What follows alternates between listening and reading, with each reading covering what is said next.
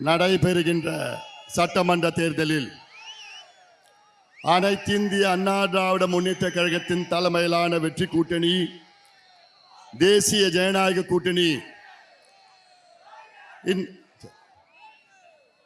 இந்த கூட்டணி சார்பிலே இன்னும் 2 வாரத்தில் தமிழகத்தின் முதலமைச்சராக பொறுப்பேற்கின்ற மரியாதைக்குரிய முன்னாள் முதலமைச்சர் 2 வாரத்தில் மீண்டும் முதலமைச்சராக வர இருக்கின்ற இந்த எடப்பாடி சட்டமன்ற தொகுதியின் வெற்றி வேட்பாளர் மாண்புமிகு மரியாதைக்குரிய திரு எடப்பாடியார் அவர்களே, இங்கே வருகை தந்திருக்கின்ற அனைத்து கூட்டணி கட்சியின் நிர்வாகிகளே, என் உயிருடன் மேலான அன்பு பாட்டாளி சொந்தங்களே, உங்கள் அனைவருக்கும் இந்த அன்புமணி ராமதாசின் பணிவான வணக்கங்கள். வருகின்ற தேர்தலில் எடப்பாடி தொகுதியில் போட்டியிடுகின்ற நம்முடைய எடப்பாடியார் அவர்களை நீங்கள் எல்லோரும் இரட்டை இலை சின்னத்தில் வாக்களித்து தமிழ்நாட்டிலே அதிக வாக்குகள் வித்தியாசத்திலே இந்த தொகுதியில் அவர் வெற்றி பெற வேண்டும். இது உறுதியாக நடக்கும். அது மட்டுமல்ல, இன்னும் 2 வாரத்திலே தமிழ்நாட்டில் ஆட்சி மாற்றம் நடக்கும். எடப்பாடி பழனிசாமி அவர்கள் தமிழ்நாட்டின் முதலமைச்சராக வருவார். அது உறுதி. அது வந்தால்தான் தமிழ்நாட்டிலுள்ள பெண்களுக்கு பாதுகாப்பு, தமிழ்நாட்டிலுள்ள குழந்தைகளுக்கு பாதுகாப்பு. இங்கே வருகின்ற அத்துணை தாய்மார்களுக்கும், தமிழ்நாட்டில் அத்துணை பெண்கள் தாய்மார்கள் பெற்றோர்களுக்கும் என்னுடைய பணிவான ஒரு வேண்டுகோள். உங்களுடைய பெண் பிள்ளைகளுக்கு பாதுகாப்பு வேண்டும் என்றால் எடப்பாடி பழனிசாமி அவர்கள் தமிழ்நாட்டின் முதலமைச்சராக வர வேண்டும். எடப்பாடியார் அவர்கள் ஒரு விவசாயி குடும்பத்திலே பிறந்தார். இன்று தமிழ்நாட்டில் விவசாயிகள் தற்கொலை செய்து கொண்டிருக்கின்றார்கள்.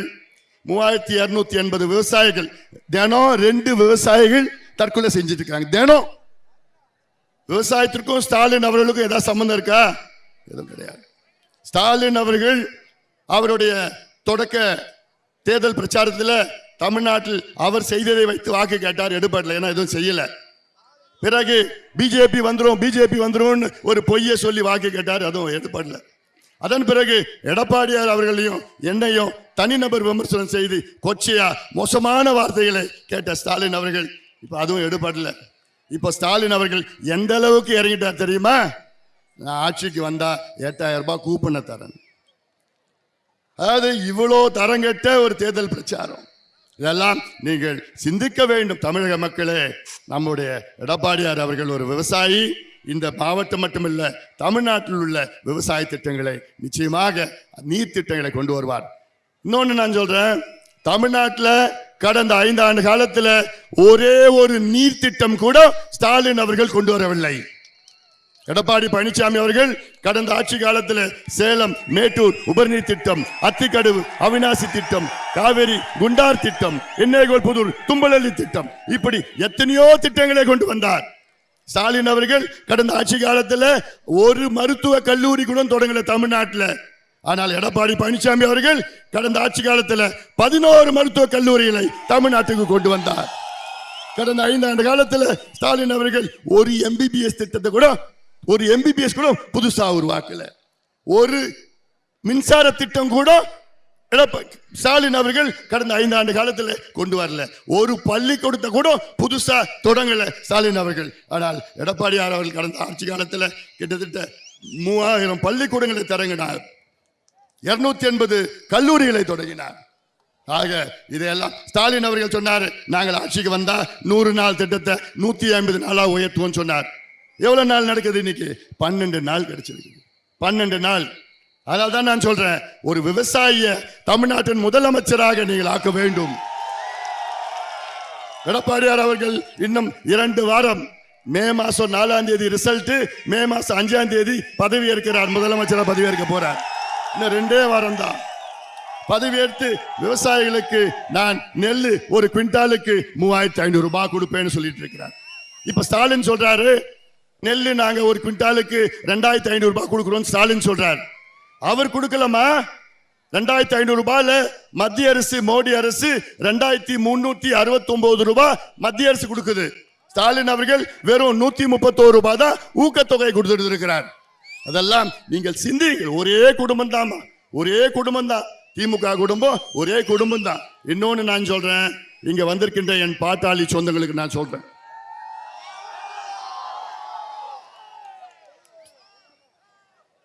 கடந்த ஓராண்டு காலம் நடந்த நிகழ்வு எல்லாம் உங்களுக்கு எல்லாம் தெரியும்.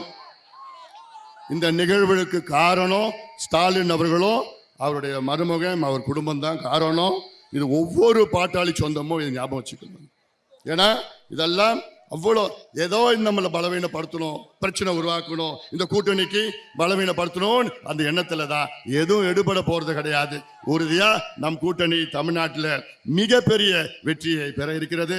இங்க என்ன ஒரு வேண்டுகோள், இங்க எடப்பாடியார் அவர்கள் கடந்த ஆட்சி காலத்தில் சேலம் மேட்டூர் உபரிநீர் திட்டத்தை கொண்டு வந்தார். இது எங்களுடைய 30 ஆண்டு கால கனவை நிறைவேற்றியிருக்கின்றார் எடப்பாடி பழனிசாமி அவர்கள்.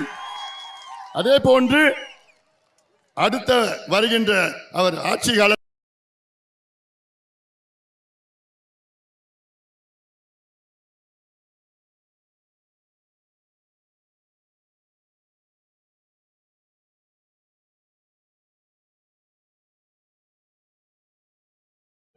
எடப்பாடியார் அவர் ஆட்சி காலத்தில் தனியாக ஒரு பட்ஜெட்டை போடப்படும். நான் உங்களுக்கு சார்பில் நான் சொல்லிடுறேன். நான் ஏன்னா இப்ப விவசாயத்துக்கு தனி பட்ஜெட்டை போடுறாங்க. அதே போன்று நெசவாளருக்கு தமிழ்நாட்டில் தனி பட்ஜெட், மினி பட்ஜெட், தனி பட்ஜெட் போடப்படும் என்று இந்த செய்தியும் சொல்ல நான் கடமைப்பட்டிருக்கேன். நெசவு தொழில் போயிடுச்சு எல்லாம். ஸ்டாலின் அவர்களுக்கும் நெசவாளருக்கு என்ன சம்பந்தம் இருக்கு? ஸ்டாலின் அவர்களுக்கும் விவசாயிகளுக்கும் என்ன சம்பந்தம் இருக்கு? ஸ்டாலின் அவர்களுக்கும் எதுவுமே சம்பந்தம் கிடையாது. ஏதோ சுத்தி வந்து விளம்பரப்படுத்திட்டு பொய்ய சொல்லிட்டு இருக்கிறார். அதனால இங்க இருக்கின்ற இங்க சேலம் மாவட்டத்தில் மட்டுமில்ல, தமிழ்நாட்டில் இருக்கின்ற அனைத்து மக்களும், குறிப்பாக பெண்கள், பெற்றோர்கள், விவசாயிகள், தொழிலாளர்கள், நெசவாளர்கள், அரசு ஊழியர்கள், இளைஞர்கள், தொழிலாளர்கள்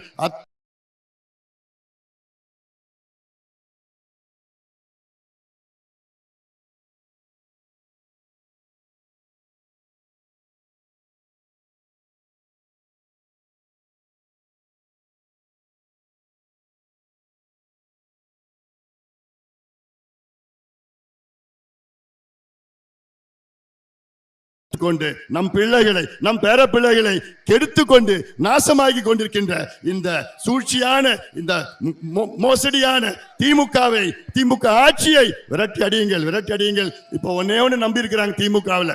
பயம் வந்துடுச்சு. என்ன? ஓட்டுக்கு 2000 ரூபாய் கொடுக்குறாங்க. நினைச்சு பாருங்க, தமிழ்நாட்டில் 5,75,000 5,75,00,000 ஓட்டு. ஒரு ஓட்டுக்கு 2000 ரூபாய்னா 12,000 கோடி திமுக ஓட்டுக்கு கொடுக்குது. 8,000 கோடி திமுக எலெக்ஷன் செலவு, 20,000 கோடி செலவு பண்றாங்க இந்த தேர்தலில் திமுக. அப்ப எவ்வளவு கொள்ளடிச்சு வச்சிருக்கிறாங்க. உங்க பணத்தை கொள்ளடிச்சு வச்சுக்கிற இந்த கொள்ளக்கார கூட்டத்தை விரட்டி அடியுங்கள். இந்த திமுக ஆட்சியை அகற்றுங்கள், அகற்றுங்கள். அவர்களுக்கு ஆள தகுதி இல்லாதவர்கள், நேர்மையற்றவர்கள், திறமையற்றவர்கள், நாணயமற்றவர்கள். இப்படி ஒரு ஆட்சி வேண்டாம், வேண்டாம். திமுக ஆட்சி தோல்வி அடைந்து விட்டது. நம்முடைய எடப்பாடி பழனிசாமி அவர்களை தமிழ்நாட்டுடைய முதலமைச்சர் ஆக்குங்கள். இந்த எடப்பாடி தொகுதியிலே தமிழ்நாட்டில் அதிக வாக்குகள் வித்தியாசத்திலே இந்த சட்டமன்ற தொகுதியிலே இரட்டை இலை வெற்றி பெற்றாக வேண்டும். அதை நீங்கள் எல்லோரும் இங்க வந்திருக்கின்ற என் தம்பிகள், என் தங்கைகள், என் சகோதரிகள், என் தாய்மார்கள், என் அண்ணன்மார்கள் அத்தனை பேரும் உறுதி செய்கின்ற வகையிலே நாம் இந்த தேர்தலில் இந்த எடப்பாடி தொகுதி மட்டுமில்ல, இந்த சேலம் மாவட்டம் மட்டுமில்ல, தமிழ்நாடு முழுவதும் நாம் வெற்றி பெறுவோம், வெற்றி பெறுவோம், வெற்றி பெறுவோம். நன்றி.